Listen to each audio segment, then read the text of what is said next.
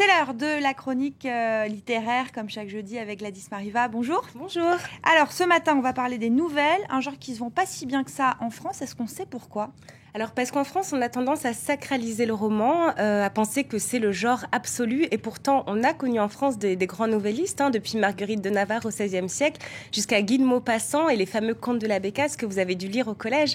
Alors aujourd'hui, je vous propose d'essayer de réparer cette injustice en nous intéressant à des nouvellistes contemporains.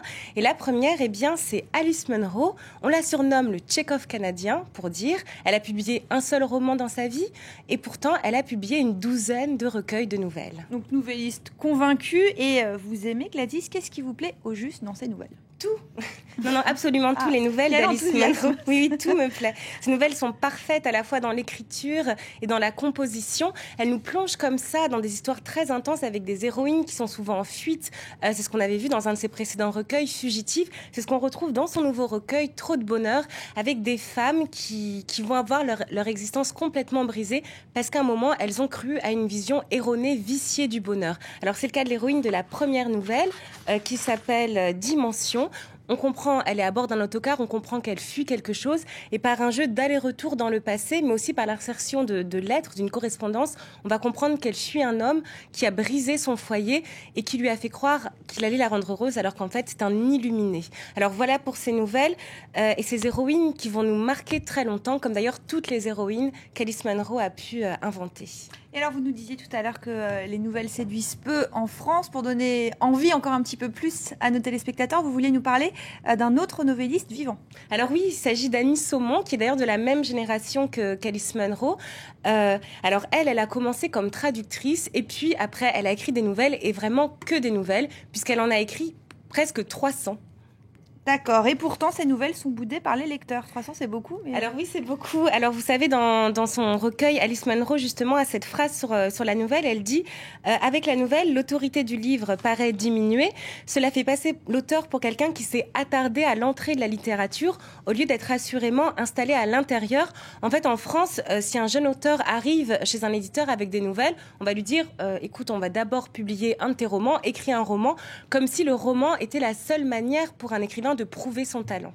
Et est-ce qu'elle a le même style qu'Alice Munro dont vous nous parliez tout à l'heure ? Alors, Annie Saumont et Alice Munro ont effectivement ce même souci de la précision, ce même souci de l'ellipse, mais chez Annie Saumont, ça va être poussé à l'extrême puisqu'on va avoir parfois juste la suggestion d'une histoire. Alors, la suggestion d'un meurtre ou d'un adultère, c'est le cas donc dans son dernier recueil Ainsi beau par terre de Pétunia, avec la première nouvelle titre, où on va avoir cette femme qui veut vendre une maison. On comprend qu'elle est un peu agacée. Elle est surtout très concernée par le sort qui sera réservé à son parterre de Pétunia. Donc. Et surtout, ce qui est génial chez Annie Saumont, c'est qu'elle s'amuse. Elle s'amuse avec la langue, parce qu'elle va massacrer la grammaire. Parfois, elle finit pas ses phrases. Elle va emprunter le parler des enfants, le parler argot. On va retrouver un garçon de café qui est en colère contre tout le monde. Et puis, elle va comme ça nous tisser une galerie de portraits, plein de petites vies. C'est pour ça que j'aime l'appeler une sorte de reporter de l'humanité contemporaine.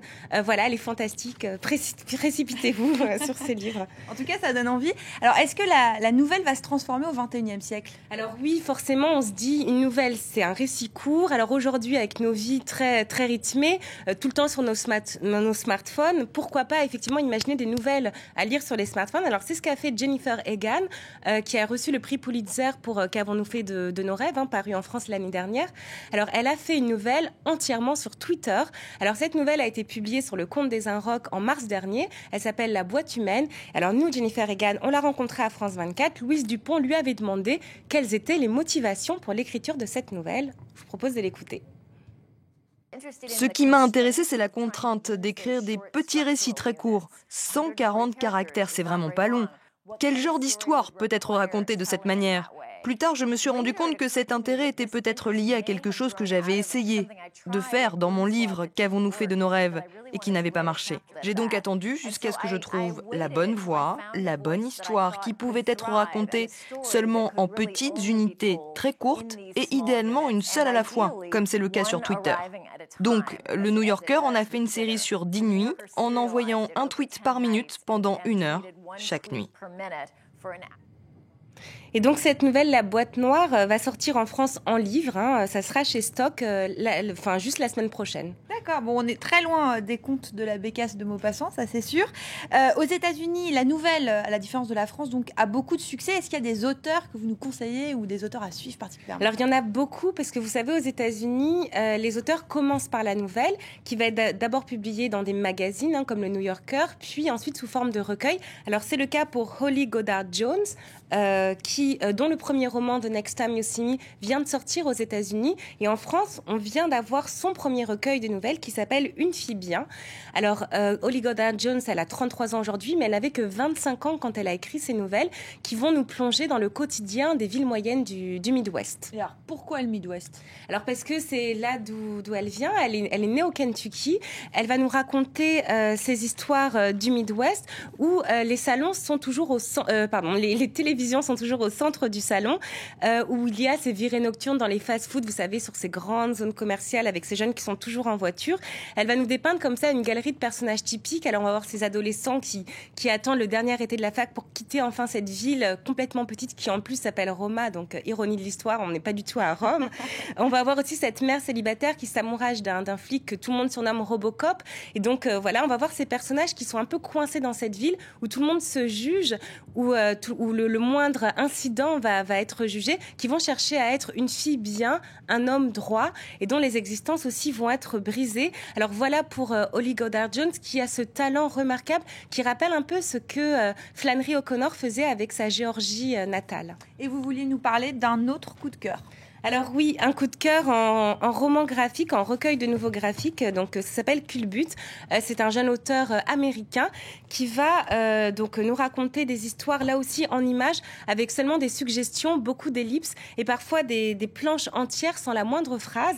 Et juste pour vous dire, la première nouvelle de ce recueil Culbut est donc une adaptation très libre de En mer, qui est une nouvelle des fameux contes de la bécasse de Maupassant. Ah, ça y est. Gladys Mariva, merci beaucoup. J'ai très envie, vous m'en laissez un? Oui, d'accord. Chouette. Je vais être gentille. Merci beaucoup, on vous retrouve la semaine prochaine.